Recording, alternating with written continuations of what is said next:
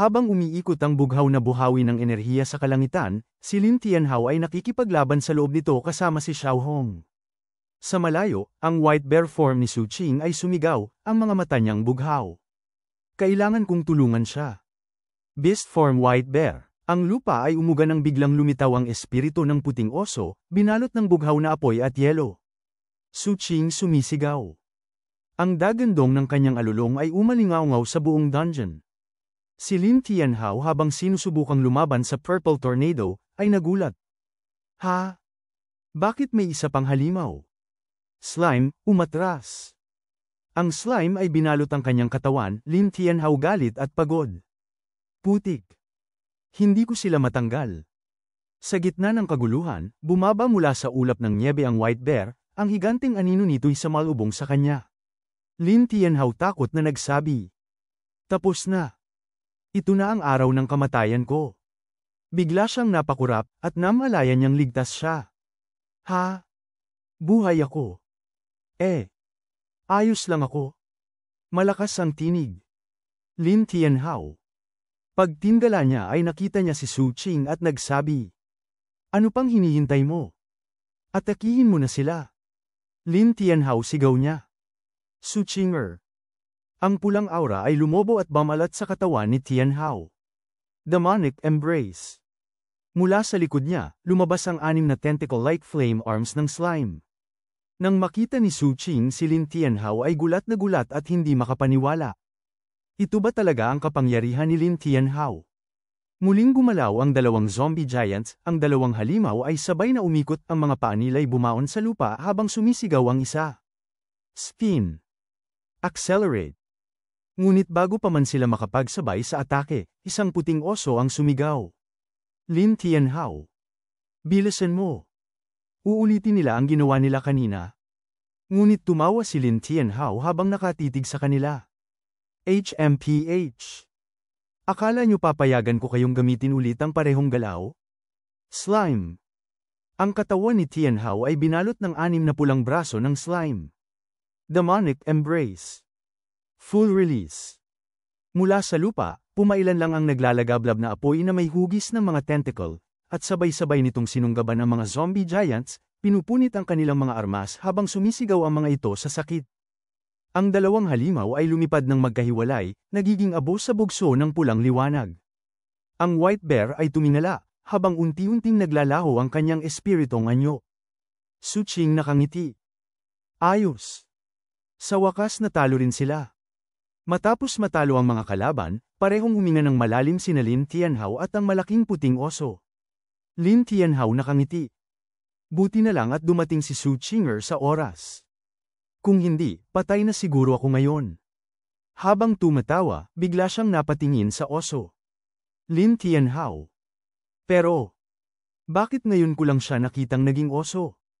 Ngunit sa sandaling yon, napansin niyang nagbabago ang aura ni Su Qing.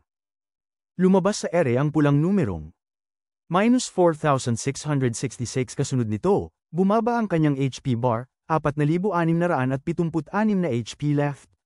Ang recoil. Heto na. Ang katawan na iyay ng inig, at mula sa anyo ng oso ay unti-unting bumalik sa tao, habang nanginginig at lumuhad sa lupa. Si Lin Tianhao ay nagpanik. Anong nangyayari? Lumapit siya ng mabilis, at tumakbo papunta kay Su Qing, na ngayoy bumagsak sa yelo, nanginginig sa sakit. Su Qinger. Hinawakan niya ito, at kitang-kita ang halos ubos na HP bar, 10 na lang. Si Lin Tianhao ay nagulat. 10 HP na lang. Ibig sabihin isang tama lang, patay ka na agad? At mabilis siyang kumilos. Huwag kang mag-alala. Bibigyan kita ng potion. At maingat na itinapat sa labi ng walang malay na si Su Qinger. Kumikinang ang pulang ilaw, at unti-unting tumaas ang HP bar nito. Ang ilaw ng potion ay bumalat sa katawan ni Su Qinger. Sa wakas, dahan-dahan siyang damilat, hawak ang ulo habang parang masakit pa rin ang katawan. Lin Tianhao huminga ng malalim. Ayos lang siya. Pero habang nakapikit pa, napansin niyang may kakaibang nararamdaman sa kamay niya, malambot, mainit, at parang hindi dapat niya hinahawakan. Ano ta? Ang lambot. Hindi pwede. Nang damilat si Su Chinger, nakita niyang namumula ang mukha ni Lin Tianhao. May dugo pa itong tumutulo sa ilong habang nanginginig sa kaba. Su Chinger malamig na tingin. Anong ginagawa mo? Si Su Chinger, naguguluhan siya sa sitwasyon. Mainit ang paligid, hawak pa ni Lin Tianhao ang potion, ngunit ang kamay niya ay nakapatong sa maling lugar. Su Chinger namumula, malakas na sinabi. Bastos ka. Bago pa makapagpaliwanag si Lin Tianhao, isang malakas na suntok ang tumama sa mukha niya, parang may halong kapangyarihan ng oso. Lin Tianhao. Sumisigaw habang tumilapon. Langit. Wala akong kasalanan. Lumipad siya paatras, may dugo sa ilong at umiikot-ikot sa hangin. Si Su Qing naman ay nakatakip ng katawan habang umiilaw ang aurang asul sa galit. Lumabas ang mga tainga at buntot ng puting lobo, kasabay ng malamig na hangin na nagpalamig sa buong paligid. Lin Tianhao. Ikaw ang may gawa nun, hindi ako. Su Chinger. Nagbabadya ng bagsik. Kapag may sinabi ka kahit kanino, papatayin kita. Namumula ang mukha ni Su Qing habang nanginginig sa galit, ngunit halatang tinatabla ng hiya. Sa isip ni Lin Tianhao. Teka. Nahihiya ba talaga siya? Pero bago pa siya makatawa, sinunggaban na siya ni Su Chinger sa kwelyo at inalag ng parang laruan. Narinig mo ba ako? Sige na. Sige na. Wala akong nakita, promise.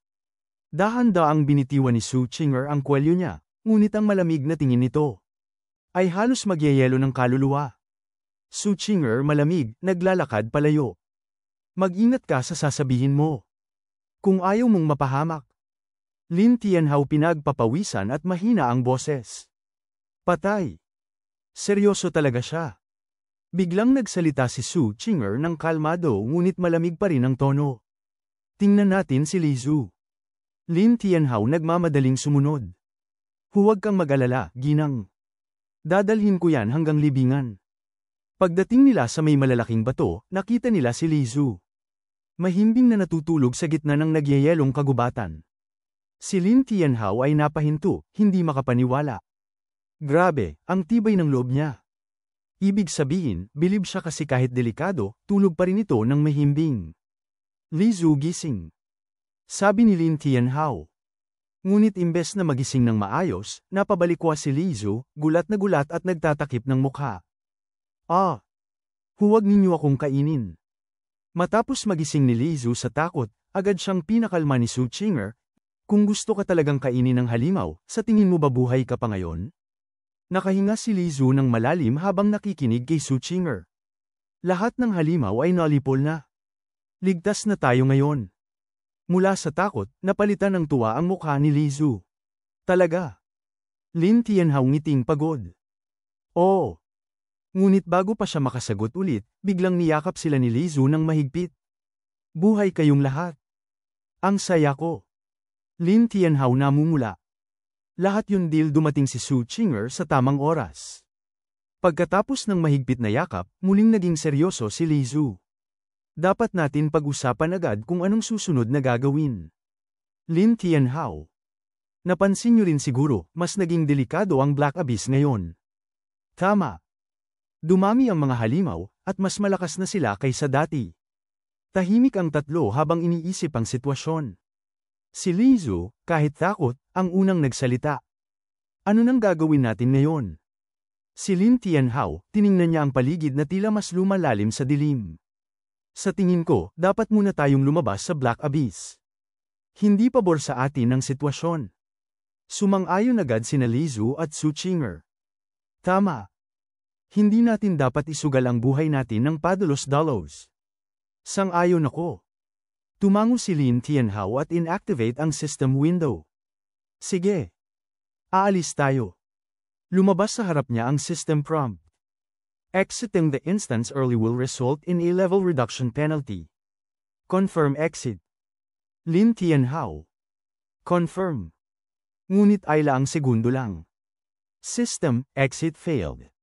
Paano nangyari yun? Imposible. Paano nagbago ang setting? Lumabas ang system notice. Beginner Black Abyss. Cold Valley Abyss. Recommended level. 1 hanggang 10, special difficulty. Nightmare. Napatigil si Lin Tianhao, hindi makapaniwala. Nagbago talaga ang difficulty ng Black Abyss? Habang bumabalot ang hamog sa paligid, nanginginig si Li Zhu. Anong gagawin natin ngayon? Natrap ba tayo rito? Ngunit nanatiling kalmado si Su Qinger. Huwag kang matakot. Kahit tumaas ang kahirapan, beginner abyss pa rin ito. Hindi ito imposibleng talunin. Pinagmasdan ni Tianhao ang interface sa kanyang harapan. Tama ka. Hindi nagbago ang level cap, ang difficulty lang ang tumaas. Ngunit napaisip si Li Zhu. Pero kahit ang mga karaniwang halimaw, sobrang lakas na kanina. Paano pa kaya yung boss fight? Lin Tianhao. Kung ganun, kailangan nating mag-level up agad. Unahin nating lahat na maabot ang level 10 ng mabilis. Lumabas sa harapan nila ang kani-kanilang levels. Li Zhu LV6 Su Qinger LV8 Lin Tianhao LV8. Sa isip ni Lixu. May masamang kutob ako tungkol dito. Biglang tumalikod si Su Qinger, lumabas ang buntot niyang may asul na apoy. Li Zhu, sumunod ka sa akin. Ha? Hindi ba tayo dapat magkasama? Ngumiti si Lin Tianhao at ipinaliwanag. Kapag naghiwalay tayo, hindi haati ang EXP. Mas bibilis tayong umangat ng level. Hindi rin naman ako direktang lumalaban, kaya kung sasama ka sa akin, hindi rin yun makakatulong. Tumango si Li Zhu at ngumiti kay Tianhao. Naiintindihan ko. Magkikita tayo ulit dito pag level 10 na tayong lahat. Kumaway silang pareho habang papalayo si Li Zhu kasama si Su Qing. Si Lin Tianhao ay naiwan mag-isa sa gitna ng nagyayelong kagubatan ng Cold Valley Abyss. 1 oras ang lumipas. Ngumiti siya ng mapanatag, ngunit sa likod niya, ang demonic slime ay kumikislap sa demonyong enerhiya. Sa wakas, level 10. Kahit 3 lang kaming pwedeng umabot sa level 10. Ang Black Abyss ay walang limitasyon para sa mga summon. Tinapak niya ang ulo ng kanyang slime. Ang kailangan lang ay mga sakripisyo para siya ay lumakas. Lumabas ang stats window ng kanyang summon. Demonic Slime Beginner Rank Level. 15 horsepower. 2,700 attack. 205 agility. 160 defense. 20.1 skills. Corrosive Slime, Slime Spit, Demonic Dance, Split, Acid Rain, Demonic Embrace. Habang tinitingnan ang sarili niyang status window, nag-isip si Tianhao. Ang stats ko. Sobrang bagal pa rin tumaas. Deal ba ito sa klase ko bilang summoner? Habang pinagmamasdan ni Lin Tianhao ang status window ng kanyang demonic slime, napabuntong hininga siya. Sana mas mapabilis ko ang pagpisa nito. Isa pang summon ay isa ring bawas sa presyon. Mula sa kanyang kamay, kuminang ang gintong liwanag, ang Book of Summoning ay biglang bumukas ng kusa. Baka may paraan ang aklat na ito. Habang binabasa niya ang mga lumulutang na simbolo, biglang kumislap ang mata ni Tianhao. Ha? Ito ay Summon Acceleration Rune. Ngunit bago pa niya magamit ang kakayahan, naramdaman niya ang pag-uga ng lupa, parang may gumigising sa kailaliman ng yelo. Lin Tianhao nagulat. Teka lang. Yung tunog na yun. Damn it. It's a boss. Lumabas sa gitna ng yelo ang isang higanteng nilalang na natatakpan ng yelo. Ang Wonder and Corpse Commander, isang kalabang antas boss ng Black Abyss. Si Lin Tianhao. Ang Wonder and Corpse Commander ay nagising. Sina Li Zhu at Su Qinger ay nahaharap sa sarili nilang kapahamakan. Biglang yumanig ang lupa, at isang dambuhalang haligi ng yelo ang bumagsak mula sa itaas. Tulong! Mula sa ulap ng nyebe, bumagsak ang isang mabigat na anino, isang ice golem, armado ng higanteng palakol na may mga matutulis na spike. Si Li Zhu napasiga. No! Li Zhu! Tawag ni Su Qing. Habang bumabagsak ang palakol, mabilis na kumilos si Su Qinger, ang kanyang mga mata ay kumislap ng asul. System Alert. Skill Activated Spirit Cat.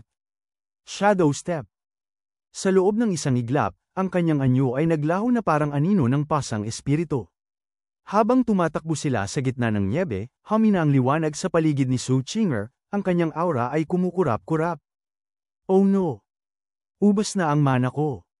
Mula sa itaas, muling bumagsak ang anino ng halimaw. Walang oras para umiwas, si Su Qinger ay tumalon paarap, itinutulak si Li Zu palayo. Tumakbo ka. Sa gitna ng katahimikan, ang malamig na hangin ay may kasamang tunog ng paghinga, mahina, ngunit buhay. Hindi pa ito ang katapusan. Bulong ni Su Qinger sa sarili. Sa isang iglap, bumagsak ang spike club ng boss, tumama ng diretso sa kanya. 22,301, critical hit. Tumilapon si Su Qinger mula sa ere, ang katawan ay bumagsak sa malayong bahagi ng disyerto ng yelo. Si Lin Tianhao ay agad niyang tinawag ang slime. Sa utos niya, mabilis na gamulong ang kanyang pulang slime, nag-transform sa isang higanteng una ng gelatin upang seluhin ang mga bumabagsak. Samalo ito ng impact, tumalbog, at ligtas na napahiga sina Su Qinger at Li Zu sa nyebe. Okay lang kayo?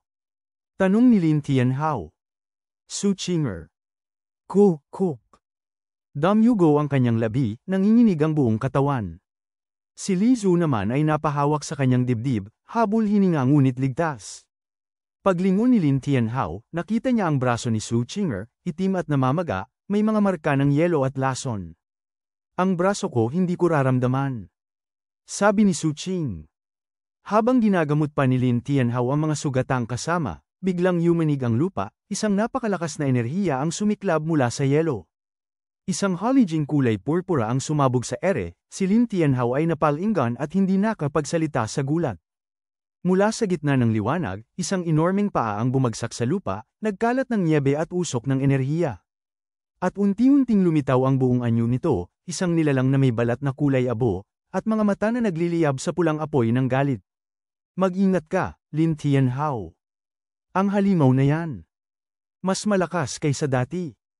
Parang, tao siya ngayon. Oo. May isip na siya ngayon. Ang Corps Commander ay muling tumingin sa kanila, System Alert. Winter Valley Abyss Boss. Wonder ang Corps Commander, level 10 horsepower. 30,000 attack. 180 agility. 150 defense. 20 skills. Corruption Hammer. Nag-iiwan ng debuff, target takes dagdag 20% damage for 10 seconds. Corpse Summon. Every 100 seconds, 2 corpses dagdag 4 na wolves join the battle. Ice Armor. Increases defense by dagdag 20 using snow terrain. Weak Point. The glow ang crystal core sa dibdib nito. Bumagsak mula sa langit ang Wonder ang Corps Commander, ang haligi ng kanyang purpurang enerhiya ay nagpasabog sa buong lambak. Hindi na ako pwedeng umatras ngayon. Sa tabi niya, nakatayo sina Su Qinger at Li Zu, parehong sugatan ngunit handa. Tumitig siya sa halimaw na naglalakad papalapit. Ang aura nito ay nagngangalit, ngunit sa halip na matakot, ngumisi si Lin Tianhao. Kahit pa nightmare difficulty ito. Isa pa rin itong beginner boss. At may natutunan ako kung paano patumbahin ka. Hanggat maduraj ko yung kristal. May pag-asa tayo. System Alert. Skill activated. Corpse Summon. Lumabas ang mga bangkay na kawal at 4 na asong yelo, handang umatake. Itinaas niya ang kamay at sigaw niya. Slime. Gamitin mo ang skill, Demonic Dance. Agad na nagningges ang kanyang pulang slime, ang katawan nito ay nagbago mula sa bilog tungo sa isang matulis, umiikot na sibat ng dugo. Dissolve. Lumipad ito ng mabilis, iniwasan ang mga halimaw at umatake direkta sa dibdib ng boss. Ang paggalaw nito ay parang sayaw ng impyerno, mabilis, madulush, at nakamamatay. Habang patuloy ang pag-atake ng Wonder ang Corps Commander, tumindig si Lin Tianhao na may nag-aapoy na aura sa katawan. Sa paligid niya, nanginginig ang hangin at nagningning ang kanyang mga mata. Panahon na. Skill, Full Armament. Sumabog ang pulang enerhiya sa paligid, at ang Crimson Slime ay biglang nagbago ng anyo, mula sa maliit na halimaw tungo sa isang nagliliyab na demonyong slime, Demonic Slime Beginner Rank, Level 15 Horsepower. 2,700 dagdag 2,700 Attack. 205 dagdag 205 Agility. 160 dagdag 160 Defense. 20.1 dagdag 20 Skills. Corrosive Slime Spit Demonic Then Split Acid Rain Demonic Embrace. Split, Demonic Dance, Corrosive Slime, sabay-sabay. Dalawang crimson slime ang biglang umusbong, sumasayaw sa paligid ng boss tulad ng apoy na may sariling isip. Tumalon ang halimaw para umatake, ngunit mabilis itong iniwasan ng slime, ngunit hindi basta-basta ang Corps Commander, sa isang hampas ng malapad na martilyo, tinamaan ng slime at lumitaw ang damage text. -2,700. Ano? Isang tama lang, ganun kalaki ang damage. Nabigla siya, ngunit hindi siya umatras. Habang bumabalik ang slime sa hugis nito, ang mga mata nito ay kumislap ng pulang liwanag, na parang sinasabing, hindi pa tapos ito. Sa isang iglap, ang slime ay tumalon muli sa ere at sinubukang umatake mula sa likod, sinusundan ng pulang bakas ng dugo sa hangin. Ngunit bago ito tumama, hinarang ng halimaw gamit ang martilyo, bumalat ang shockwave sa paligid. Nang pulang slime ay bumagsak ng malakas sa lupa, sumabog ang nyebe at nagkalat ang mga bato sa paligid. Ngunit mula sa ulap ng yelo at alikabok, unti-unting bumangon ang crimson slime, ngayon ay may hugis dalaga, ang katawan ay nagliliyab ng enerhiya at ang mga mata ay kumikislap na pula. Slime! Bumalik ka rito. Kita sa mukha ni Tianhao ang pag-aalala. Delikado ta. Hindi pa siya sapat na malakas para dito. Sa kabilang panig, muling tumayo ang Wonder and Corps Commander, ang pulang kristal sa dibdib nito ay mas maliwanag pa ngayon, at nagsimula itong maglabas ng aura ng kamatayan. System Alert. Skill Activated. Necro Rebirth. Kasabay ng sigaw nito, tumindig mula sa lupa ang mga bangkay na kawal at demonyong asong yelo, lahat ay naglalakad patungo sa kanila na may mga mata na kulay lila. Sa gitna ng kaguluhan, binuksan ni Tianhao ang kanyang grimoire, at naglabas ito ng asul na liwanag na parang mga kidlat sa hangin. Ang spell ng Acceleration Summoning na nakita ko kanina. Kailangan kong subukan ito. Mabilis siyang nag-ukit ng magic circle sa lupa gamit ang enerhiya, ang mga simbolo ay nagliwanag sa kulay asul, ang buong paligid ay umuga habang binigkas niya ang incantation. Chant! Habang pumapalibot ang liwanag sa kanya, sumugod ang mga halimaw ng boss, mga asong demonyo at mga reanimated soldiers na may mga kuko ng yelo. Ngunit bago pa sila makalapit, isang shockwave ng asul na enerhiya ang sumabog mula sa magic circle. Putik! Halos hindi siya makagalaw, ang kanyang magic circle ay kalahating tapos pa lamang, ngunit ang mga halimaw ay nasa harap na niya. Biglang isang kidlat na kulay bughaw ang kumidlat mula sa likuran, at ang dalawang asong halimaw ay tumilapon, naputol ang kanilang katawan sa isang iglap. Lin Tianhao. Si Su Qinger, na puno ng malamig na enerhiya. Ang aura niya ay bumabalot sa buong paligid tulad ng nyebeng may halong kidlat. Lin Tianhao nagulat. Su Qinger. Anong ginagawa mo rito? Ngunit bago pa siya makasagot, lumabas ang sariwang dugo sa bibig niya. Nauubusan na siya ng enerhiya. Ang halimaw ay nagtaas ng martilyo, ang kristal sa dibdib nito ay kumikislap ng matindi. Masama ito, huli na. Bago pa man tumama ang atake ng Corps Commander. Sumiklab ang dilaw na liwanag, at ang buong lambak ay nabalot ng enerhiya. Ano ito, sabi ni Lin Tianhao? Mula sa di kalayuan, isang matinis at malamig na tinig ang narinig. A Defense Aura, Activate.